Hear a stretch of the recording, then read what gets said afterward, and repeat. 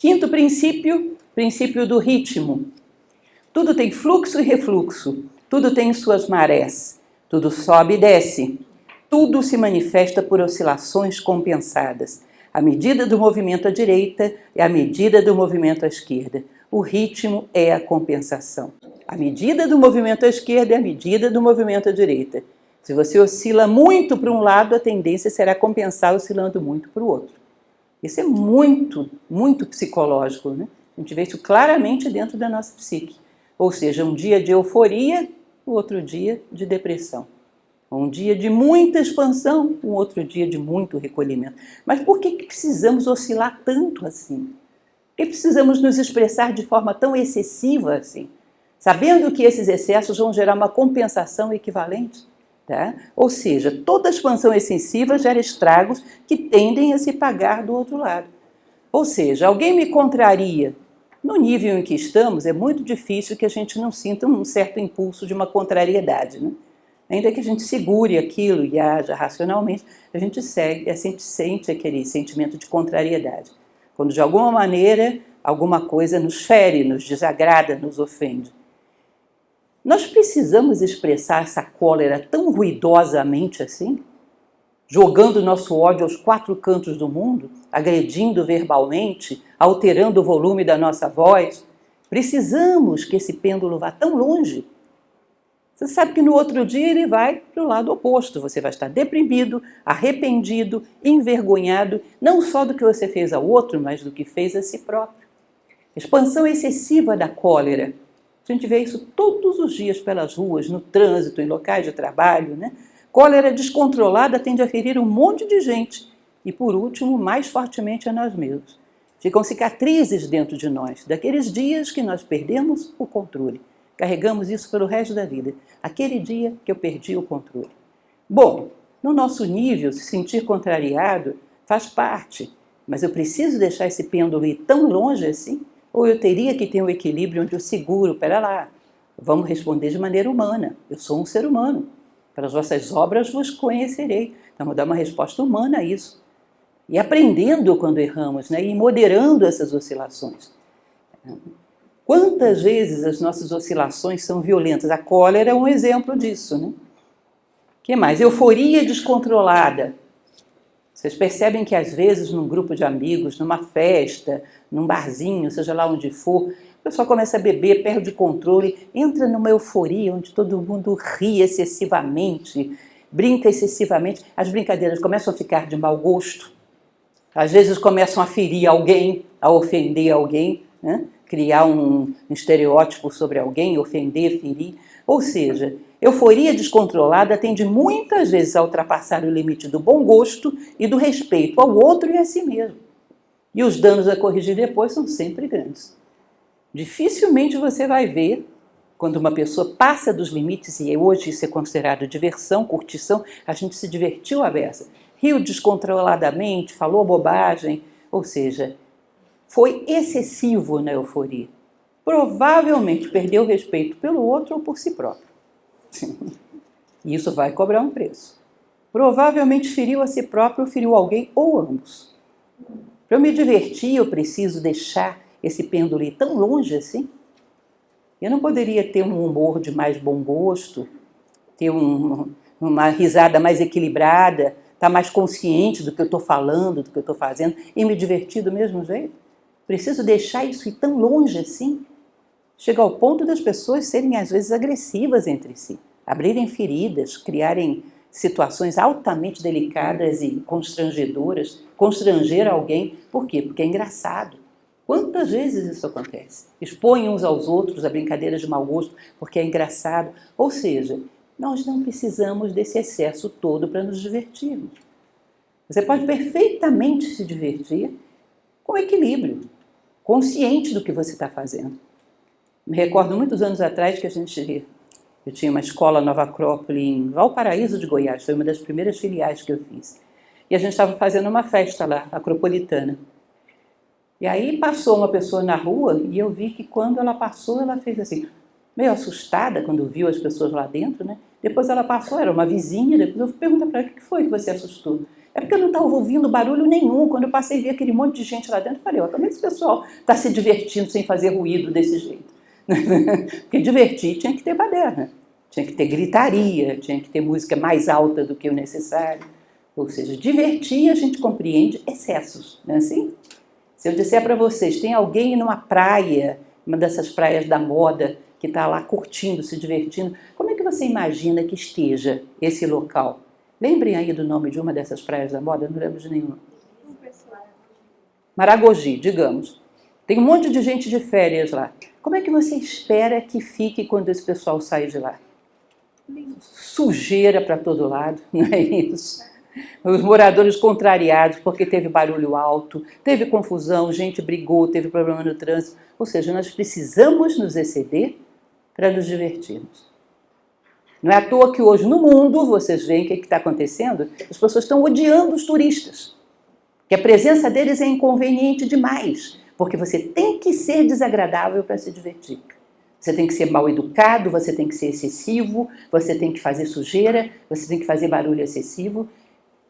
Mau hábito, excesso, não precisamos disso para nos divertir. Podemos nos divertir sem deixar o nosso eu humano trancado dentro do apartamento. Não precisamos dessas vibrações excessivas.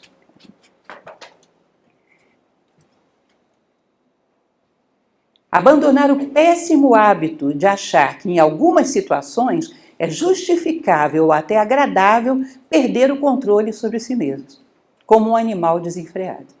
Em certas situações é divertido perder totalmente o controle.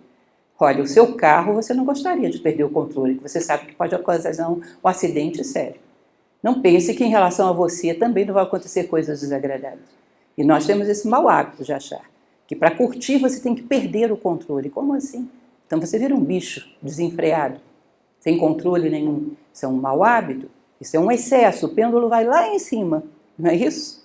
Eu não posso ter uma ação equilibrada. Esse pêndulo que vai lá em cima, no dia seguinte vai compensar para o outro lado. Desenvolver o requinte do prazer humano e da reação humana a situações de desrespeito ou de perda. Imaginar aquele que você mais admira e procurar construir isso em si próprio. Imagine você, aquela pessoa que você mais admira e alguém a ofendeu. Como você imagina uma pessoa que você admira, uma pessoa respeitável, se comportando diante de uma situação onde foi ofendida? Um nível de classe, de equilíbrio, de saber se portar adequadamente diante disso, né? Tome isso como exemplo e procure imitar. Nós sabemos o que é humano. Basta imaginar isso, o que eu esperaria de alguém que eu admirasse muito.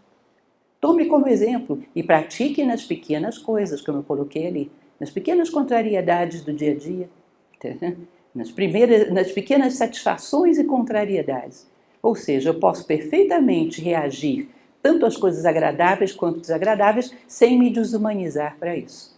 E isso é a pendularidade, o vício dos excessos, achando que só isso é interessante e nos diverte. O vício dos excessos, que pode ser corrigido. Causa e efeito. Toda causa tem seu efeito, todo efeito tem sua causa.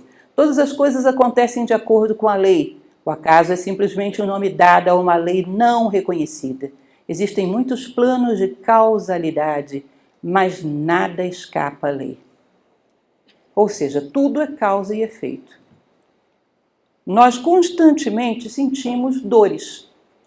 Uma dor emocional, uma tristeza, uma insatisfação, às vezes uma apatia, uma falta de motivação. Bom, se é um universo que é todo concatenado por causas e efeitos, houve uma causa para todas as coisas que nós estamos sentindo. Nada que acontece conosco no plano psíquico veio do nada. Houve uma causa, que nós muitas vezes somos tão alienados que não percebemos quando nós ferimos a nós mesmos. Não sentimos os momentos em que nós temos certos comportamentos que depois ecoam como dor, como sofrimento, como perda de autoestima, como tristeza, como falta de motivação. Somos tão alienados que esquecemos ou não vemos as causas. E sofremos os efeitos achando que os efeitos caíram do céu. Eu estou tão triste hoje, não sei porquê. Vai ver que é a convergência de Júpiter com Saturno. Nada contra a convergência de Júpiter com Saturno. Mas, pelo amor de Deus, você está triste porque você fez alguma coisa que te entristeceu. Procure as causas em si próprio. Causa e efeito. Às vezes você vai perceber que se você pergunta para a sua mente, a mente ela é curiosa, porque ela tende a trabalhar com as coisas de forma bem objetiva. O que aconteceu hoje para eu estar triste? Não aconteceu nada. Eu fiz tudo direitinho, tudo certo. Tudo que eu tinha que fazer eu fiz. E a dor continua. Vocês nunca sentiram essa dorzinha antes de dormir? Aquela dorzinha incômoda, chata? E a mente te diz, está tudo certo. Mas existe algo em nós que é mais sensível do que a mente, que é aquilo que a gente chama de coração, né? Que é o símbolo do nosso centro, é o símbolo da nossa essência mais profunda. Se você pergunta o teu coração, o coração é muito mais sensível aos protocolos da vida e à sua delicada teia. É como se fosse um centro que representa, no plano físico, aquela nossa alma mais profunda, aquela nossa essência mais profunda. Se você pergunta ao seu coração o que foi, ele vai te levar imediatamente àquele momento do dia, onde de repente você chegou num local, cumprimentou todas as pessoas, mas tinha uma pessoa que quando você abraçou, você sentiu que ela precisava de você, precisava de mais tempo, precisava de atenção, e você não queria perder tempo com aquilo naquele momento, estava muito ocupado, fez de conta que não viu e foi embora. Se você pergunta ao teu coração, ele vai te levar exatamente nesse momento, onde você feriu os protocolos da vida, essa delicada teia das leis da vida, onde você foi indiferente, foi egoísta, ele vai te levar exatamente aí e vai te mostrar. Tecnicamente estava tudo certo, eu cumprimentei todo mundo. Mas humanamente, quando você vai lá no seu coração e pergunta o que foi, ele vai te levar na cena, onde você feriu alguma dessas leis e isso te machucou. Porque nós fazemos parte dessas leis, somos os primeiros que nos machucamos. Quando você vai até essa cena e diz, tá bom, eu entendi, eu me comprometo, vou procurar ser mais atento e vou me comprometer mais com a dor das pessoas. Automaticamente, quando você se coloca diante disso e se compromete, é como se a dor sumisse de um segundo para o outro. Faça essa experiência para vocês verem. Ela tem um antídoto que eu coloquei aqui, o remédio, que é o compromisso. Você se coloca diante daquela cena e diz, tá, entendi, me comprometo, não vai se repetir. Automaticamente a dor some. Existe algum mistério, não é à toa que o Egito falava tanto disso, né, de que o coração humano é o maior mistério do mundo. Uma sensibilidade, uma percepção muito profunda, que parece que percebe mais do que aquilo que a mente é capaz de perceber, porque sente as coisas, não simplesmente racionaliza as coisas. E percebe quando algum elemento foi atropelado e causa dor. A dor não caiu do céu, ela veio de um momento onde você atropelou alguma das leis. No momento onde você se colocou na contramão da natureza. Você se feriu, e a dor veio daí. Se você consegue encontrar esse ponto e se compromete a corrigi-lo, você consegue cessar essa dor. Eu me recordo que eu era pequena e ficava imaginando o que eram aqueles espinhos cravados no coração de Jesus. Aí quando eu comecei a perceber esses espinhos que de vez em quando estão cravados no coração da gente, eu entendi a necessidade de nos comprometermos ao aperfeiçoamento, à correção de todos esses momentos onde saímos atropelando as leis da vida. A professora Délia Steinberg Guzman, que é falecida há 2 anos, era nossa diretora nacional em Nova Acrópole. Uma vez ela falou algo que eu achei muito bonito, nunca me esqueci. Ela disse que o único atributo que nós podemos perceber de Deus é que ele é como se fosse um grande coração, gente. Ele pulsa, ele tem manifestações e recolhimentos, sístoles e diástoles. Ele pulsa. E que, portanto, como grande coração, ele é parente de todos os corações do universo. E quando você sintoniza com o teu coração, é como se você estivesse diante de um corredor que te comunica com o próprio Deus. Você percebe claramente onde foi que você atropelou aquela linha tênue que os indianos chamam de linha do Dharma, da lei do universo. E isso provoca a dor, porque é como se tivesse ferido a si próprio. Então percebam que toda dor, todo sofrimento é efeito de alguma causa que você deve procurar. Porque aí você vai começar a tomar consciência de onde andamos atropelando as leis da vida, para poder corrigi-la. Não existe nada que caia do nada. Ou seja, não saem coelhos de dentro de cartola, a não ser que alguém tenha posto dito cujo coelho lá dentro antes. Ou seja, se você tem uma dor, você causou essa dor. Procure onde foi. Comprometa-se a ir corrigindo essas fontes dessas dores que nos acompanham no dia a dia, que podem ser corrigidas. Veja e se comprometa. Então, a lei de causa e efeito pode nos ajudar muito no plano psíquico a aplacar as nossas dores. Princípio do gênero, já o sétimo, e último. O gênero está em tudo. Tudo tem os seus princípios masculino e feminino. O gênero se manifesta em todos os planos. Para não ferir suscetibilidades sexuais, que isso gera uma confusão tremenda, eu troquei o masculino e o feminino por celeste e terrestre, só para que a gente possa entender um pouco esse esqueminha aí que vocês estão vendo. Dizem que todo ser humano tem, naquilo que é chamado de personalidade, esses 4 veículos, que é o veículo físico, que está ali, a energia que percorre esse veículo, o veículo emocional ou astral, e a mente prática, concreta. Esses 4 elementos, todo mundo reconhece isso em si, E dizem, gente, que o masculino e o feminino têm polaridades diferentes nesses veículos. E essas polaridades são mais ou menos o seguinte: no corpo físico, o corpo físico da mulher tende mais ao celeste, é mais delicado, não tem tanta força de tração, força física quanto a do homem. O corpo do homem tende a ser um pouco mais denso, mais terra, mais voltado para a força física. O que seria ideal que a gente pudesse fazer aí? Vocês lembram o que se faz numa bateria para poder funcionar? Você junta as polaridades opostas, porque a energia circula. Então, tanto o feminino, que tem esse corpo celeste, deveria procurar aterrá-lo um pouco. Você não precisa se tornar a pessoa mais forte do mundo, mas ter uma certa resistência que te permita dar conta das coisas que você necessita. Como também o masculino não deveria usar a sua força física para se embrutecer, mas buscar uma certa delicadeza, uma certa suavidade, onde ele possa até consertar a asa quebrada de um pássaro. Essa certa suavidade que ele tem que buscar para encontrar um equilíbrio. Ou seja, você juntou as 2 polaridades da bateria, a energia vai circular. No energético, você vai perceber que o homem tem uma energia de explosão. Pô, vai lá e faz. Essa energia de explosão do homem é mais celeste, A mulher tem uma energia mais terrestre, que é aquela que perdura, perseverança e constância. A mulher é capaz de suportar uma situação desagradável por anos a fio. É capaz de suportar uma dor por um tempo muito prolongado. Isso não é muito próprio do homem, não tem muito essa possibilidade. São as 2 canalizações de energia. O que deveria ser feito? O homem trabalhar para desenvolver um pouco mais de suporte, de perseverança, de constância, de manutenção da sua energia, e não só energia de explosão. E a mulher, de vez em quando, ser capaz de ser mais incisiva também. Às vezes você tem que chegar para uma pessoa e dizer não. Você não precisa ficar 2 horas explicando para ela por que não. Porque ninguém suporta, e a mulher tem mania de fazer isso. Não é assim? De vez em quando saber trabalhar com a energia de explosão também. Pá, acabou, vamos para outro assunto. Enquanto que o homem tem que ser capaz de trabalhar com as coisas com mais tempo, com perseverança e constância. Alongar a sua energia no tempo. Quando você faz isso, você junta as polaridades, a energia circula. Mesma coisa do ponto de vista emocional.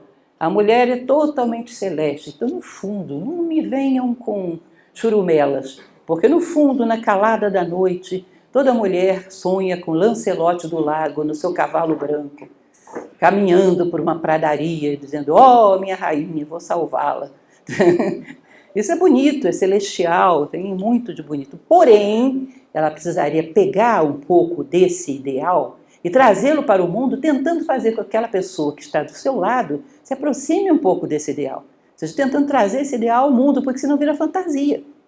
Tentando fazer com que aquele ser humano que está ao seu lado vá se requintando e se tornando um pouco parecido com Lancelote do Lago. Ou seja, concretizar esses seus sonhos. Agora, o homem, do ponto de vista emocional, é terra. Então, é muito mais provável que um homem se aproxime de uma mulher pela sua aparência física do que uma mulher se aproximar de um homem só pela sua aparência física. Então, a emotividade dele tende a ser muito concreta, Deveria trabalhar com isso, pensar em planos mais sutis.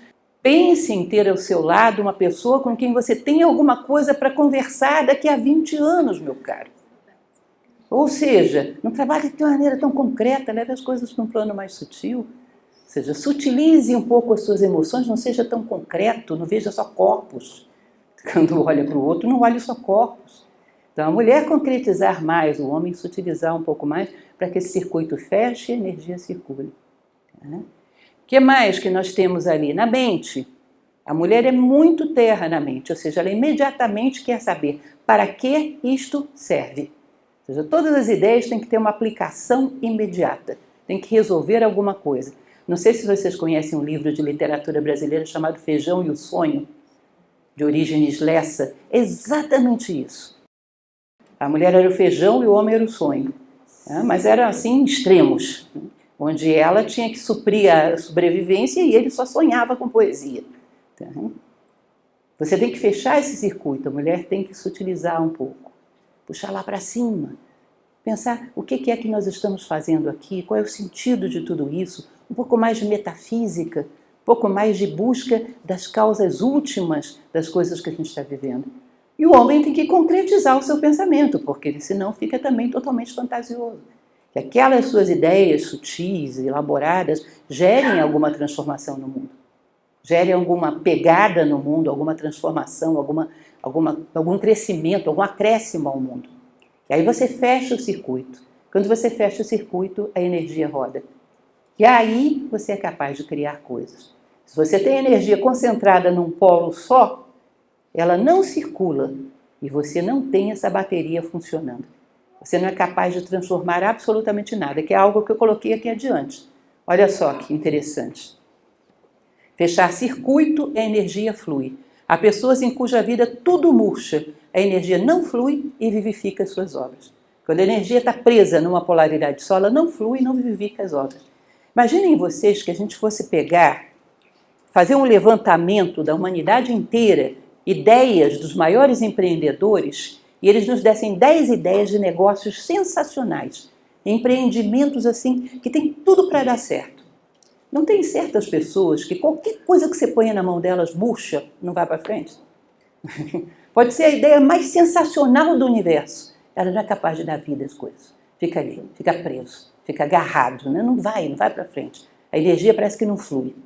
E às vezes você pega uma ideia boba, uma coisa simples, bota na mão de certas pessoas e ela faz o negócio maior do mundo com aquilo, que junta uma fortuna. Vocês nunca viram isso? Eu fico boba de ver. Toda hora eu vejo alguma coisa desse tipo.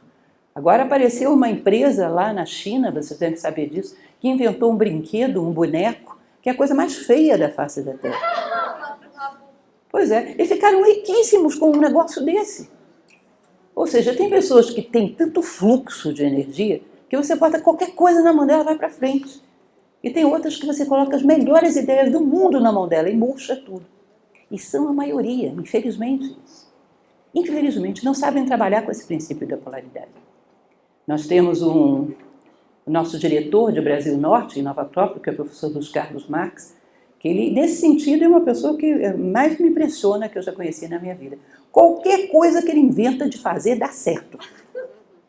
As coisas mais esdrúxulas do mundo. Vou comprar uma casa assim, vou fazer não sei o quê, vou começar um negócio de tal jeito. Dá. Todo mundo diz, isso é uma loucura. Dá. Vou construir uma esfinge no alto da montanha. Dá. Ou seja, tudo o que ele coloca a mão, dá. E às vezes tem pessoas que a gente tenta, faz tal coisa, começa um empreendimento, dá tudo na mão dela. E ela faz tudo ir para o brejo, como se diz popularmente. Nada dá. Nada dá. Não tem essa garra, essa capacidade de fazer a energia girar, crescer. Ou seja, a energia está presa numa polaridade, ou céu ou terra, ou masculino ou feminino. Não fecha o circuito, a bateria não funciona. Entende?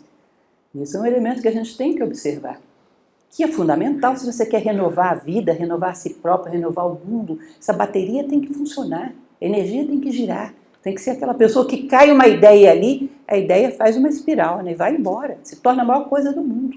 Uma ideia, às vezes, insignificante. Como são raras pessoas assim hoje. A maioria das pessoas são essas pessoas de energia constritiva, né? Onde as coisas caem e murcham e não vão para frente. Aí tem que todo mundo trabalhar para alguém que sabe girar as energias. Porque se você botar o cidadão para fazer alguma coisa sozinho, ele vai à falência em um mês. Não é assim? E botar todo mundo para trabalhar para alguém que saiba fazer fluir as energias, que são pouquíssimos. Porque você bota o cidadão para trabalhar para ele mesmo, chance zero. Vocês não acham isso estranho? E é assim que é. Uhum. Bom, e é isso basicamente, gente, que eu queria trazer para vocês e fechar com aquilo que a gente fecha lá na obra, no livro, ele fecha com essa recomendação. Guardai-vos da avareza mental e expressai em ação aquilo que aprendestes. Estudai os axiomas e aforismos, mas praticai-os também. O conhecimento é como a riqueza, destinado ao uso.